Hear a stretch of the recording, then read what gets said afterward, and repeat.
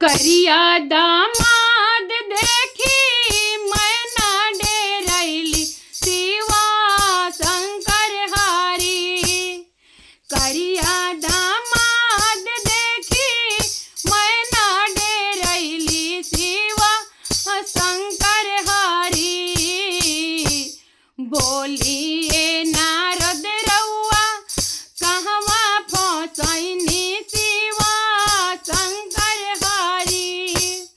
बोलिए नारद रउआ कहवा फसैनी शिवा शंकर हारी। शिव जी के रूप देखी कपिला बादनवा सापा बिच्छू लटकल बाटे। इनका गर्दनवा सापा बिच्छू लटकल बाटे शिवा शंकर हारी। बोलिए